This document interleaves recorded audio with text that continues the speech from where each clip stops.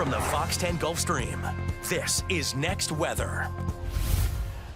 All right, well, hey there, folks. I'm meteorologist Matt Barentine. Looking pretty good out there for us this evening, but it's going to get chilly. How cold? Well, we're going to be dropping well down into the 30s here in most areas. See, high pressure in place, clear skies, looking pretty good out there for us this evening. Here's how it looks as we go through the overnight hours. Now, the early part of the evening, our temperatures will just drop really quickly into the low 40s. So if you have some plans, you got to run around and do a few things. You'll find those cooler temperatures out there, so you'll have to bundle up. And then it continues to drop as we head towards the overnight hours into the upper 30s. And by the time we wake up, we're going to see temperatures near freezing or even just a bit above freezing, and we'll likely be seeing some frost around the area. So you'll see that out there on the grass and on the roofs tomorrow morning. Make sure everybody gets bundled up. The kids have those good fleeces on. Everybody's good and warm here to start the day on your Thursday. The afternoon actually works out pretty well. A couple degrees warmer than what we saw today. Temperatures in the lower 60s, plenty of sunshine.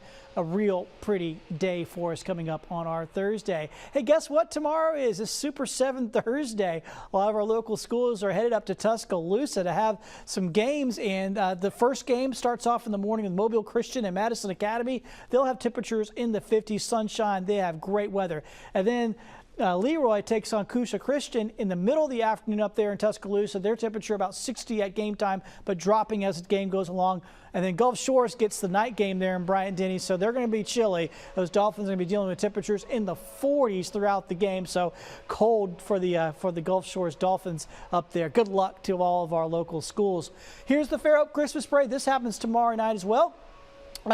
Actually good weather for a Christmas parade. Be nice to have some hot cocoa. Temperatures here will be dropping off into the 40s here. Started about 50, then dropping off in the 40s during the parade. So good times there. Loxley has their Christmas in the Park on Friday evening as well, and they're going to be looking at warmer temperatures then in the 50s.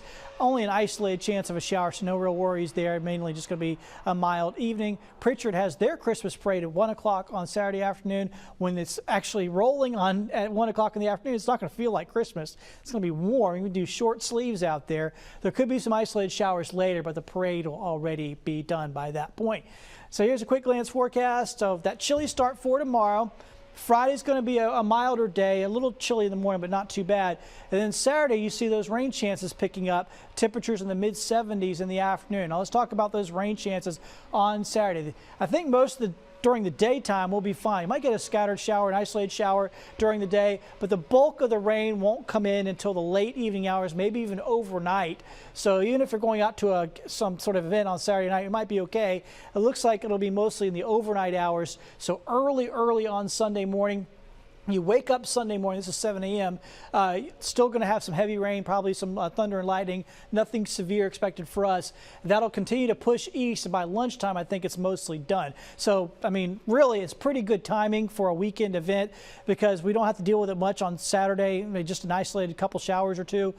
Most of the rain happens early on Sunday morning, then it's out by lunchtime. So that's not too bad. Doesn't impact our whole weekend. Like I said, no severe weather anticipated here. There could be some stronger storms off to the west of us. That's from the Storm Prediction Center. Rainfall, how much will we get out of this? Probably about half an inch to an inch. Maybe some spots get a little bit more than that, but half an inch to an inch here across the area as that system moves through is probably a pretty safe bet. So we'll talk more about that long-term forecast coming up in just a moment. Let's go ahead and look towards tomorrow morning. We'll look with many wintry areas. Chief Meteorologist Jason Smith has the frosty details. The colder temperatures are back in the forecast for the Gulf Coast, and along with that, we have the potential for frost. Frosty conditions make for beautiful mornings, but they can also have a big impact on plants and vegetation as well as your car's windshield. It takes a unique set of conditions for frost to develop. So here are the ideal conditions for frost formation. You don't normally see frost form when we have cloud cover because the heat radiates away from the earth, hits the clouds, and bounces back towards the surface. Clouds are like a blanket. They insulate the atmosphere. But when you have clear skies and light winds and the wind doesn't doesn't mix up the layers of the atmosphere, the heat just radiates right away from the surface of an object, and you can see frost forming. So you may wonder, how does frost form when temperatures are actually above freezing? Well, air temperatures are measured about 6 feet off the ground, but the surface of an object is cooler as the heat radiates away from the ground. And the surface of the Earth with an air temperature of 36 might be down near freezing. And when that happens, the water vapor that's in the air begins to gather around the surface of an object, and it forms directly into frost. So frost is less likely to form when it's cloudy or windy. It most often forms in open areas away from trees and cover. Light frost can form in temperatures in the 30s. A hard frost occurs when the air temperature is colder than 28 degrees and has a much bigger impact on vegetation. For Fox 10 News, I'm Chief Meteorologist Jason Smith. All right, thank you so much, Jason. All right, so here's that long-range forecast.